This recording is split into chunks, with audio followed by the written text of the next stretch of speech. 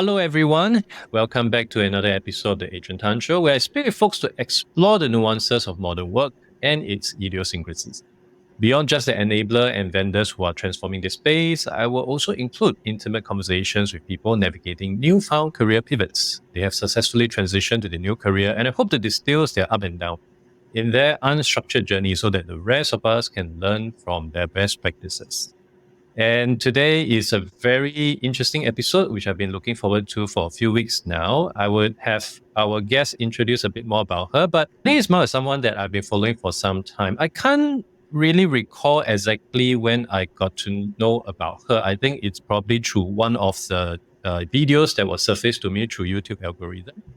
But it was quite refreshing because I've been following a number of YouTubers to learn. And it's really refreshing to see local teaching you how to do it, because one of the things which we can get into later on, I realized when we try to learn more from more YouTubers is they have the luxury of many things that I would say in Singapore we don't have. Without further ado, Renee, welcome to the show.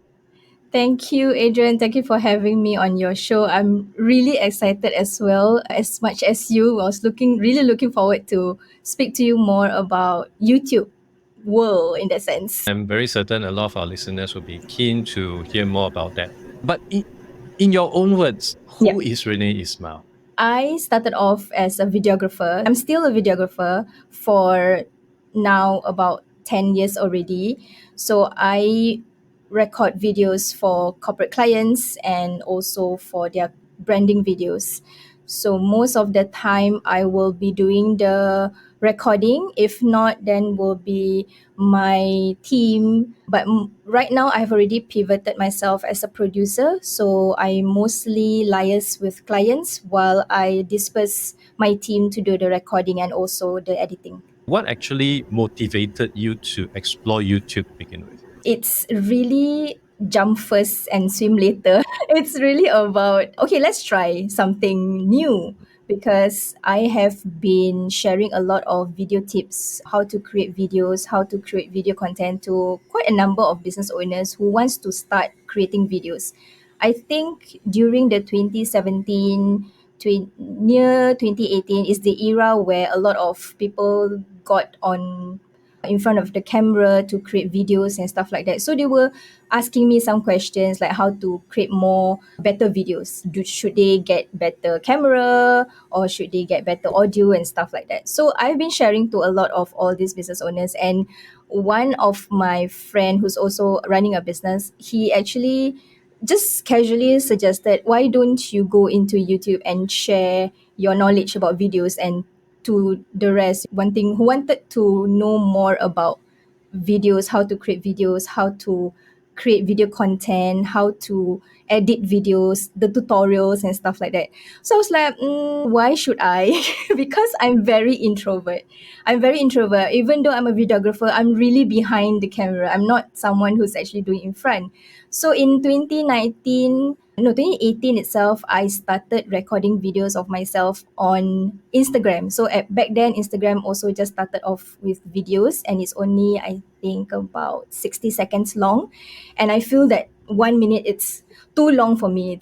I can't handle the amount of pressure that I have just by looking at the camera.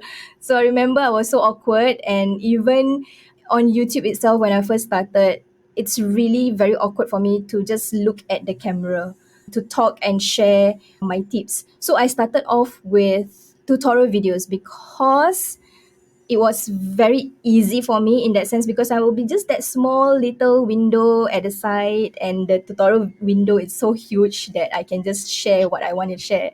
So that's basically what inspires me to do, is to just share out what I know about videos. And I think, like what you mentioned earlier on also, there's not many local Singaporeans in that context where they educate through YouTube. Yeah, but we have seen a lot of angmos, we have seen a lot of the people in the West, and they are really good at that.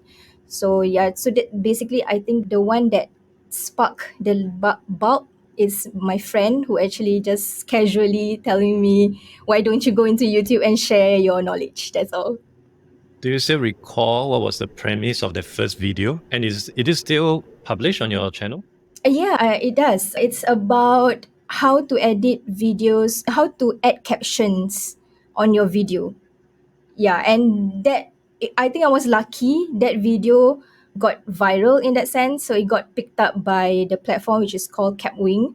So Capwing was one of the startup company that started off during COVID as well. So they started off doing online platform, editing videos online, putting in captions online as well. So that got quite a bit of traction in that sense. Just today, I received a notification through your medium that you hit 100 video on your YouTube. So Yes, congratulations. thank So you. that happens over right now in 2023. You started 2018. So over 4 years plus period Yes, to hit around there. 0 to Yes, 100. correct. I took a hiatus, a 1 year hiatus actually, in 2021 because I got burned out because I did not had any plan. Like I mentioned earlier on just now, I jump first and swim later. I didn't have any plan on what to do on my YouTube. I didn't have any strategy on what I want to do on YouTube. So I'm just creating videos just for the sake of creating videos. And then it came to a point where I feel like it's a chore. Like I have to, okay, this week I have to create videos, next week I have to create videos. So it became a chore for me to keep on creating videos. And I just went burnout. I just went on to creative block. So I went on hiatus for a year almost. I go through that almost every other week. Yeah. I am someone who aspire to put more content out on YouTube. I think I'm just like you. I also prefer more on the behind the scene. I really enjoy editing because that is where Yeah. you can be really creative. Ever since I started editing video, I look at movies and series very differently. When I look at them, I wouldn't 100% immerse myself as an audience. I would look at, Yes. oh, that's where they put the lighting. Oh, green screen. I will pick up small little nudges and then I would try to see how I can repurpose this into my own video. But to your Yes. point, I think I also hit a stage because I was listening to this other YouTuber and he was saying, oh, you want to be successful, you must come out with a video every week, just like me, Mm. every week for 2 years straight. Then your channel still sure hit, I don't know, like 100,000, 1 million subscribers. I think nowadays maybe coming up with the idea is not so hard because with ChatGPT, I tried Mm. some prompts. It can actually come up with very interesting video scripts and all. But Yep. trying to go through the motion, I do realize it's quite challenging. So, Yeah. what actually transpired during your sabbatical, and how has that transformed this new direction of your channel that make it less burnt out? Like I mentioned earlier on, I didn't have any strategy. So what I did was I sit down and I go back to my drawing board on whether should I even continue creating videos on YouTube. And then a business buddy, actually, I have a group of business buddies, five of us. So one of them wanted to find a certain videos on my YouTube channel, and then she was like, how come you're not creating videos anymore on YouTube? Then I'm like, I'm on hiatus right now. I'm not into creating videos. I'm consuming quite a bit to see what I can actually offer to YouTube, to the audience, that the subscribers that I have on YouTube. And also, I think I feel like self doubt at that point of time when I went on hiatus. So it's a point where am I really cut out for YouTube? Because I've seen a lot of YouTube creators, especially in the West, right, where they see, like you mentioned earlier on, you have to create videos weekly, twice a week, and then you have to do this, you have to do that to be consistent and everything. And it made me feel so overwhelmed. And so what I did was I really went back to my drawing board and really planned out and have a solid strategy. In fact, I think I created a Medium article yesterday on how I basically craft out strategy on my own. And I think a lot of content creators out there really vouch for batch creating, which I didn't have back then. I was only creating per weekly. Yeah, so basically, if this week I have videos on Wednesday, I'll be creating maybe on Monday, and then I do everything on that particular day, meaning I write the script on that day, I record, I edit, so everything I squeezed everything in one day. So now when I came back, I make sure that I differentiate my processes, where I divide my processes into days. So in a month, I will just have like about 4 days for me to focus on different aspect of the process. So for example, day one, I will just focus on researching. So I will research on what kind of topics I should research, what kind of videos my audience are looking out for, what are some of the struggles that my potential audience are also looking out for. And then on the second day, I will do a lot of writing. Writing is one of my weakness. I don't have much strength on writing, so I spend a little bit more time on writing. Usually I spend maybe about 4 6 hours on just writing. So writing usually comprises of writing scripts, writing captions, descriptions, medium article, anything got to do with writing. And then on the third day will be the filming. It became one of my best part of the process, which is the filming. And then after that, the fourth day will be the editing and the scheduling. So far, where after I came back almost a year ago, it has been helping me with my journey. And I hope it continues that way, because I feel that when I have these processes in place, it remind me that this is some of the days that I have to create content for my audience. And now I only focus on creating 2 videos in a month, and the other 2 videos are YouTube live.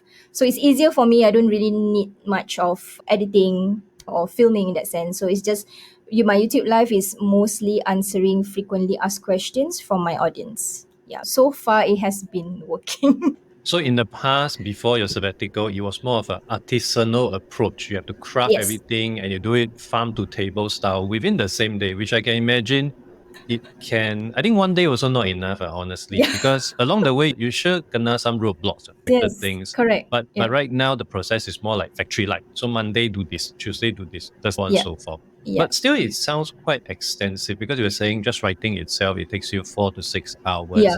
How do you balance this with your other job? How much time do you allocate for each right now? Are you still doing corporate videography work right now? If a client requires me to film, I'll be the one doing the filming, but I've pivoted in such a way that I'm more into a producer. So I liaise a lot of the project from A to Z through with the client itself, but in terms of filming, I will usually get my team to film. So that part of the work in terms of videography services is off my shoulders already, because I have my team to do the filming. But when it comes to YouTube, sometimes I don't, like what you said, sometimes life happens, right? You can't escape life. So sometimes I don't do consecutively. As long as by the end of the month, I've already recorded the videos that I'm supposed to publish next month, then I'm good to go. So for example, if this week, one of the day I will do just the research, usually maybe about, I don't use the whole day, maybe just 2 hours of it, because research can be a lot of time. But I only stick to just 2 hours of researching for day one. And then maybe next week, I will focus on just writing. And then I can have the rest of the other days to do my other work, like maybe editing or looking out for clients, and also depending on the what are the outstanding work that I have. Having been on this YouTube journey for, I think, more than 5 years now, what, in your opinion, is the best thing that has happened to you because of this consistency? And also, on the flip side, what would possibly be one of the bad things that actually happened because of this? The good thing, I feel that because I take YouTube as a supplement to my business, I get quite a number of jobs through my YouTube videos itself. So I like position myself as an expert in the video scene or video space. So I've been hired by organization to teach their community or their staff on video, how to create videos, how to edit videos. And I think in the 2020 COVID period, videos has been going on for quite a rise, right? So this is where they looking out for trainers, looking out for what do you call it? Looking out for trainers to teach their community on video. So that's the good part of YouTube, because people, when they are searching for someone, who are they looking out for, my video actually came out. That's what I heard from So it them when they naturally hired me. become a portfolio for you. Yes, correct. Yeah. The bad side is the time consumption that I have to really sit down and do all the content creation. Sometimes I do have thoughts at the back of my mind, like, why am I doing this? I don't At this point of time, I don't earn from the passive income of YouTube, because I know that YouTube itself is a long journey. I that is it That can be negative, I would say, or that can be something when people are going into YouTube, right, and they have the idea of monetization through YouTube itself, and when they don't achieve it, it's something where it can be negative. They don't want to continue. So I had that some same thought, and then I consume a little bit more, and really is about, and learn from a lot of other YouTube creators, and also they were also saying that YouTube is really a long journey, and this is something that you have to be patient with yourself as well. Yeah. Because of your day job, I guess it is quite natural for YouTube to become some of your portfolio. But Yep. for other people out who might be looking to explore YouTube, who may not be doing videography as a main thing, as a profession, do you think YouTube might be something worth exploring for them? I think, especially for service-based business, I feel that they have a lot of knowledge to share. But the only issue right now, from my personal experience, from my personal conversation with all these different business owners who are not a videographer, they feel that YouTube is a huge space for them. It's too intimidating. But however, YouTube has evolved in a sense that they have become like a social media where right now even the community tab, if you just first started out as a YouTube creator, you can have that community tab and you can converse with your subscribers through that community tab. So I think that this is something like a small step that YouTube is helping, especially for creators who are not videographers but still do have knowledge to share to the YouTube world in that sense. Yeah. But the thing that I always heard from other creators or other content creators, they feel that YouTube is intimidating. Yeah, it's a It huge space for them. It is definitely intimidating, which was why Yes. I was procrastinating like crazy to do my first video.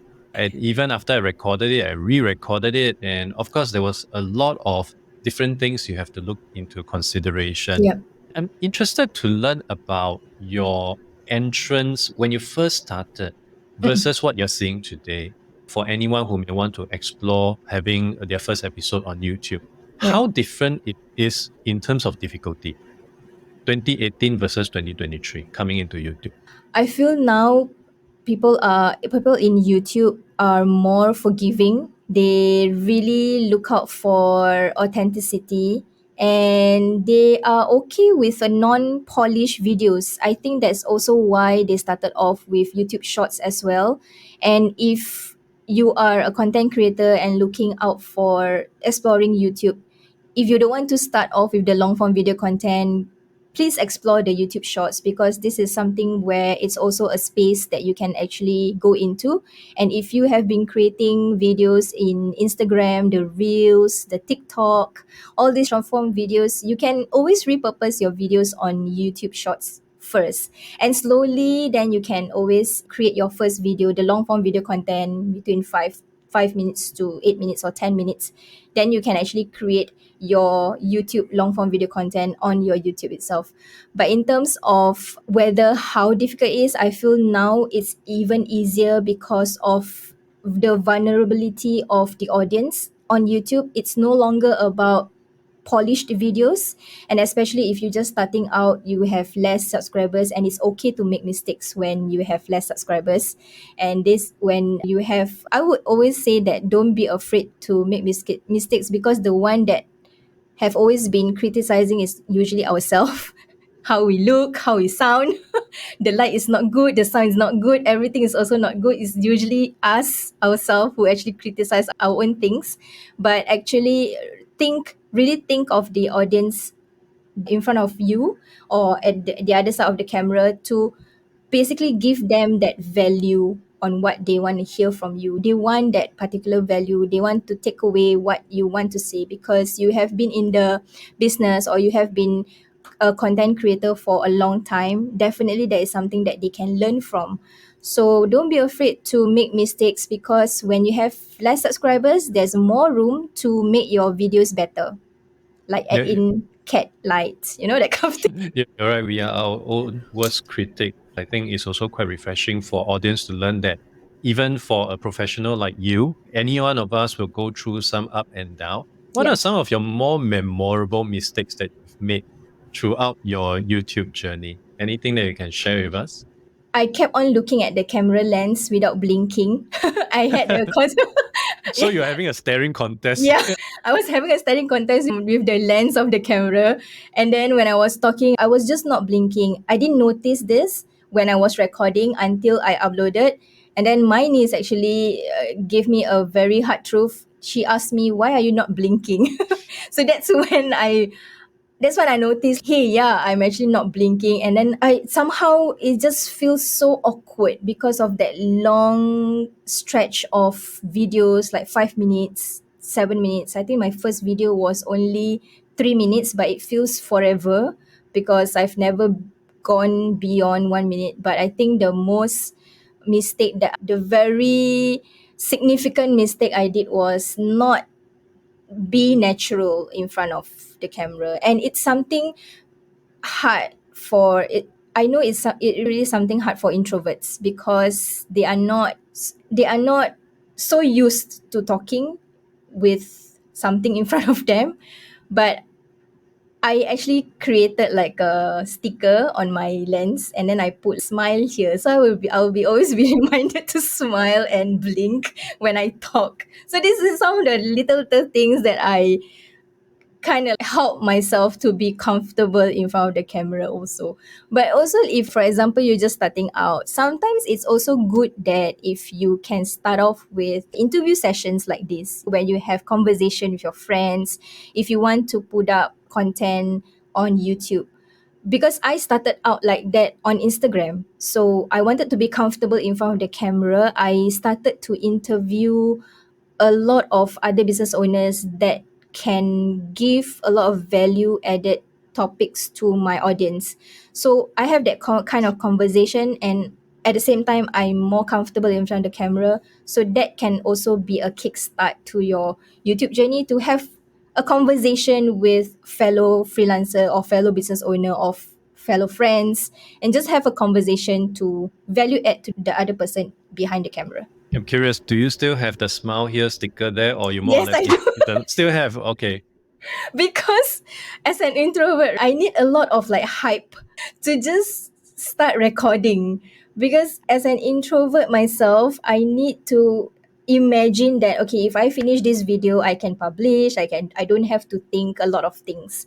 So when I have that like smile camera, I will be reminded, that smile sticker, I will be reminded that, oh, okay, I need to smile. Because when I talk, when I speak, I tend to not smile because I'm really into the conversation. I'm really into sharing my thoughts, my then after a while my smile just gone. So I have to like consciously remind myself to smile. I completely understand where you come from because I'm also quite introvert. So when I Mm. first started, to be honest, even until today, for some of my videos, I go through this process where I actually look at a teleprompter. Yes. More That so to works. reduce production time Yep. because if I don't have that, I realize I keep making mistake or I will look away because Right. that is how I would just instinctively behave, Yep. which can be very challenging. So one thing that I'd like to jump straight to is as I was looking to, of course, decide how to do my YouTube and all that, I went online to look at all the different references, or how other YouTubers do and all that. And of course, like we both agree, a lot of reference come from Ang Mo lah, all the Western countries and all that. What are some of the teachings that the YouTubers from the Western countries may consistently or constantly preach about that may not be that applicable in our part of the world? Oh, wow, this is a very interesting question. I think for like local context, right? We tend to I'm not sure about like other countries, but to me in Singapore context, we tend to listen more to the Angmos. when they speak, especially like on videos. I think it's also because of how aggressive they can be. Like they know how to capture the audience from like our side in that sense. So I guess the difference is that we need to be as aggressive as them, and then I just feel that they also know how to not sell but still sell, like Mm-hmm. their services or the products that they are selling through the videos. It's very subtle. So these are some of the qualities I feel that we all should learn from them, so that we all have our local creators that can also teach on whether it's YouTube or training or even workshops and stuff like that. So I think that's some of one of the difference that I can actually see. They are also more vulnerable, and I feel that Asians or Singapore context, we are still very polished. We are really not open to vulnerability and not open to showing the losses, but instead really share. Of course, it's good to share wins, right? But sometimes in a video or in sharing session, it's great to share what we made, the mistakes that we made, be vulnerable, be honest about the Mm. topic that you want to talk about. Yeah. So I guess really the Angmos are really good at that in terms of the vulnerability. That's why sometimes we could also relate even though we are not there because of the vulnerability. Yeah. So the level of showmanship is top notch. Yeah. And I think to what you said about showing vulnerability, right? Maybe that is another sticker that introverts like us should paste onto the Yeah. camera. Be Show vulnerable. being vulnerable over and above. Remember to smile. But what about some of the things that may not be that applicable as we try to, as aspiring YouTubers like myself, try to learn from people around the world in having our own channel? Maybe I Yep. can start off first. One of the things that I do realize is they have bigger rooms than us because most of us HDB room very small and all that. You look at any random Western YouTubers, right? Their bedroom is probably the size of my living room. And because of that, they have a lot of leeway in decoration, or one light here, lah, one plant there, lah, Right. a lot of all that stuff, which I feel if you try your best to replicate that, it will just make you so frustrated that you'll be like, screw it, lah, I don't do YouTube already. Fake tech already. But which is why I have this fake background here. So what are some of the things that you may have observed that you feel that maybe locally is just not so relevant for us? Or I are think there yeah, any? the one that you mentioned is true, but another point that I can think of is, let me think, what is the something, I can't think of any now at this moment. Not applicable. I think also the part where you can just be no one but still succeed in YouTube. Hmm, That's one thing. But if in local context, right, sometimes you need to have some kind of influential aspect. Like if you're mhm. an influencer or you are a celebrity, you can go beyond. But if it's like a normal person, like myself, like yourself, like any other creators who wants to venture into YouTube, I feel it's a little bit more of hard work, especially when it comes to education space. But when it comes to like entertainment, Hmm. fun, we have all these NOC, those kind of videos like you were mentioning earlier on, those kind of like fun entertainment Yep. videos that can actually go really well on local context, because we are feed by the entertainment first instead of education. But for the Western, I feel they have always been having the hunger to learn. That is why I think even as someone whom are not influential, who are not a celebrity, they can still grow on YouTube because of the hunger that their audience have compared to local context. I Yeah. guess also one thing is those countries are so big, the audience Mm. size quantitatively is like what, 10x, 100x of ours. Yeah. Even if the people who love to consume educational content is just a small single digit percent, it is already many, Yeah. in Yeah. absolute value. Whereas in Singapore, same percentage, maybe 50 people, less Yeah. than one HDB block. So trying to go in that genre might be a bit challenging. Yeah. That's one thing. And also the other thing is that those countries like US, it's homogeneous, right? Everyone speaks English. So just by Yes. having an English channel, you can reach out to more. Of course, you can be like Mr. Beast lah, you can translate and all that. But in Singapore Yeah. context, if we want to reach out to Malaysia, Yeah. Indonesia, Thailand, each of these actually require a different language. So I think the size of the market might be another thing to really look at and consider as well.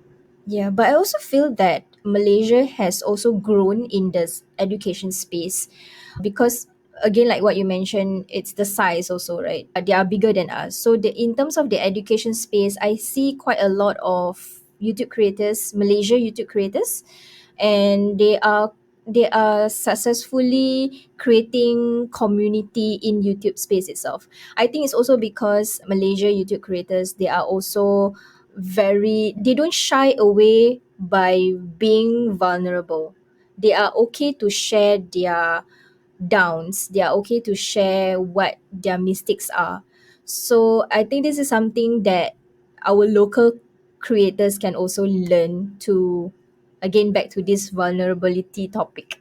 So, having been quite a long time in YouTube, are there any fellow local creators that you actually subscribe to, you actually follow, and any as up and coming one that you like to recommend? Up and coming one, she is Instagram strategist.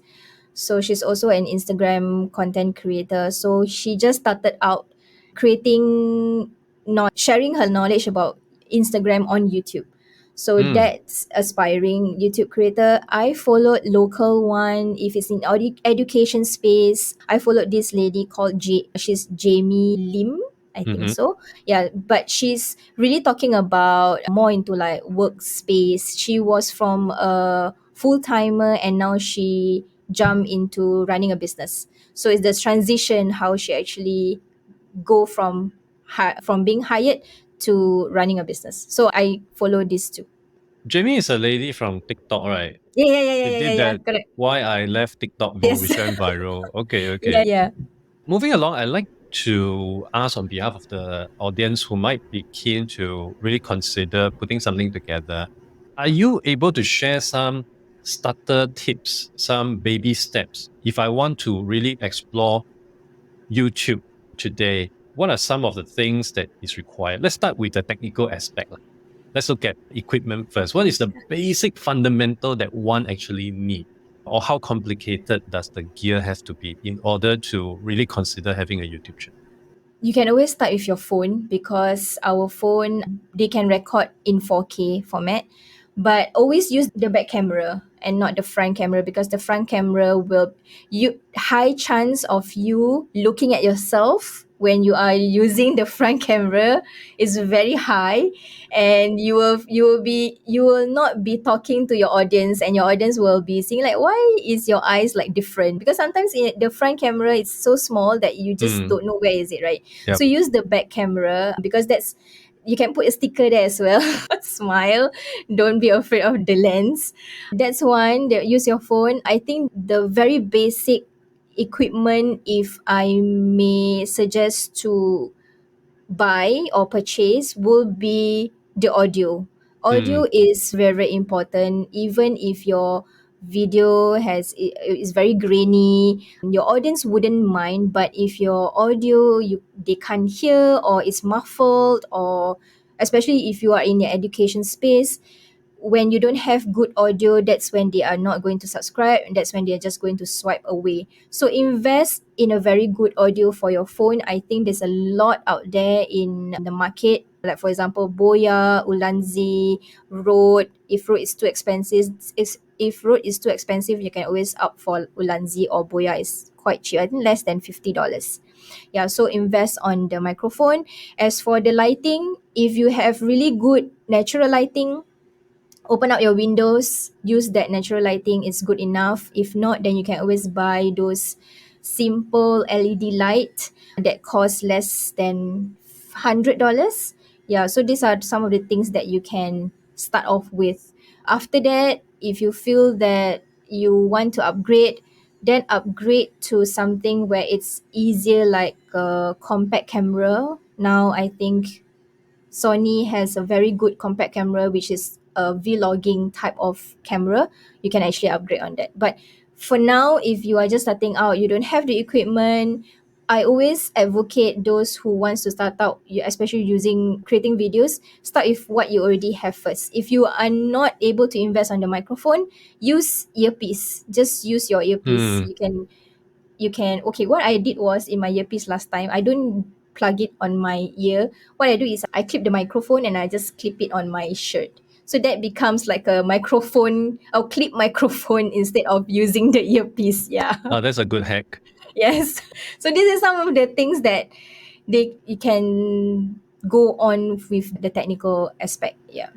So for any beginners out there, if you have natural lighting, you save on lighting, just face Yes. where your natural light is coming in from. Yeah. And you can use your handphone, use the back camera, and importantly is the audio. So if you already have a Yes. earpiece, you can use that as a makeshift microphone. Yeah. If not, like I said, invest in all those stuff. How about for audience who are already a bit more advanced in the game? Maybe you can share with us what's your current setup for any typical YouTube. What are the gears that you're using right now? I'm also using what I already have because I'm a videographer. So I'm using my 65A7C camera with my 30 lens, that's all. And I hook it up to my laptop, and then my microphone is the podcast microphone which I had when during COVID. So I wanted to record some videos. At that point of time, my microphone couldn't connect to the laptop, so I couldn't use any audio. So I invested a USB microphone, and my light is just actually a ring light. This is a very basic ring light, but if you want to invest on those studio lights, you can go for Jiyun. I'm not sure whether you have heard of that. Is ZHIYUN. It's really good studio. They have really good studio light, and it's pretty small the size, but it has really vast light expansion. Yeah, so you can actually go on that, of Godox studio light. Yeah, I think that's some kind of the lightings or the microphones that you can actually invest. If you are not using the USB podcast kind of microphone, you can always use the wireless or the boom mic that it's Mm. available online, the Rode boom mic. That's good enough. And what's next for Renee Ismail? I noted that you have started writing more regularly on Medium. That seems to be one of Yes. any other new stuff that the listeners or the audience might be keen to know. As of now, I'm really focusing on the medium portion. I find it addictive at this point of time because I find writing a chore. Back then, I didn't like writing at all, but because of the community in Medium, so that's why I write more these days. And something new as of now, actually, I have something, but I would like to keep it a secret for now. Let me share when I got it because it's coming next week. Yes. Personally, I do quite a fair bit of writing. I wrote for Mm. Channel News Asia, I think about 20 over times already. But every time they Wow. ask me to write a new article, it is the same blank page syndrome. Lor. When you start from scratch, you really don't know how to do. And Yeah. most recently, I actually said yes to a book deal. So I'll be writing a Mm. book. I haven't started, even though I signed like a few months ago, 60,000 words. So I'm like, wow, how am I going to go through these 60,000 words? And this kind of project, right? If you don't deliver on time, you got penalty, right? Yeah. I listened to a Tim Ferriss podcast, and one Mhm. of the guests he's an accomplished author, and he was saying to Tim that actually I never write any of the book. And when he said he never write, that means he never type out. Because he used an app called Dragon Dictate, which I tried before many Mhm. years ago, but it wasn't accurate, at least for our accent. So he Mm. basically just dictate and say out what he has in mind for the Okay. specific section, chapter, and everything will be transcribed. So all Wow. he needs to do is edit. So I tried many of these. Google Doc also have, right, built in and all Yeah. that. But I realized it's not that accurate because of Mhm. the way our English sound. Mhm. With AI and all that, recently I've been exploring. I have quite a few apps on my phone right now, but the one that really amazes me is an app called Oasis. It is a phone app. It also has a web version and premium version I can play Mhm. around. And you can choose the kind of output. So output can be LinkedIn post, can be a very interesting one, New York Times article. Oh So I wow. tried that. Yeah. So on one of my drive back home, I thought of one topic. And then I just kept talking to the app, whatever I have in mind. And you don't have to really censor yourself. You just say whatever you have in mind. And when you hit stop, the app is clever enough to analyze all your words, remove all the filler, and really turn it into, I would say, quite similar to a New York Times article, which I push onto Wow. LinkedIn. So I haven't really started this. I'm thinking of really starting from July because right now school holiday, with kids around, it's very hard to focus. But once they are in school, I'm thinking of using that to write my entire book, 60,000 words. But of course, I have some framework. Yep, yep, Yeah. yep. So something Wow. you may want to consider. There's many Yeah. apps out there actually. Yeah, there's a lot. I think ChatGPT really pushes out the AI space that every other platforms or every other software are all, they don't shy away from AI nowadays. I think if like for example on YouTube there's this plugin called TubeBuddy where you can do a lot of keywords generation and stuff like that on TubeBuddy. They also don't shy away from AI. They have this kind of thumbnail analyzer where they use AI to analyze your thumbnail whether it's good of a high click-through rate. You can actually upload as many thumbnails as you want and they will give you the closest or the highest possible click-through rate that people will click on your videos, because thumbnail on YouTube is very important. It's like the windows to your soul. It's the first impression of your videos. So your thumbnail has to be on point, clear, concise, and good. So this kind of AI really helps. And I also believe that when it comes to AI, a lot of business owners try to shy away. I'm not sure why. I think maybe because they are not used to it. But I always tell my fellow business owners that take AI as a supplement to your business, but not the core or the backbone of your business. It's to help you create better videos. Like for example, I use ChatGPT to help me create better YouTube title or YouTube description or YouTube hook in that sense. So use the AI that is already available to help you with creation of your videos instead of being the enemy to the AI. I actually use ChatGPT to help me create different episode theme and even Yeah. specific script. But it's not 100%. Yes, of course. Yeah. Yeah, especially Yeah. when I try to get it to do some humorous skit and all that. It just cannot capture humor. But Yes, still, it yes. is a good first Yes. draft. Then you edit Mm, from there. Because the thing correct. is, if you try to start from blank page, it is really very challenging. Yeah, you will definitely not start anything at all because you tend to have that creative block. It's the same when you want to first start writing script. It's like that. Yeah, you just have just use that as a kickstarter to your start of your video. And for people who may be keen to learn more about yourself, what you do, or even maybe to look at how you could help them, where can they go to? They can go to my website at www.pitchypix.com, or they can always find me. I hang out almost all the time on Instagram, also at Pitchypix. Can DM me, ask me any questions about videos. So that's how they can easily find me. Yeah, I respond very fast on Instagram. Any final parting words for any aspiring YouTubers or people who have been sitting on the fence, procrastinating for the longest time? Any final piece of advice or words of wisdom you have for them? Your one person behind that camera, the on the other side of the camera, really wants to listen to what you have to say. They really want to hear your message. So this is your time to shine. This is where you can actually share your knowledge to your audience. Always speak to one person, of course, and that one person will definitely come to you, and don't be afraid to make mistakes. I think that's very important. And also, YouTube is a journey. Don't be so hard on yourself when you don't attain the goals that you wish to attain. It's really about learning how YouTube is really learning about how your journey as a YouTube creator, and don't make YouTube as your core of your business, but to supplement your business. Thank you so much for coming on to the show. Lovely speaking with you and learn so much about your own journey, your ups and downs, and also some of the wisdom that I can pass across to my audience who might be aspiring to become YouTubers. Thank you so much. Thank you, Adrian, for having me. Thank you so much.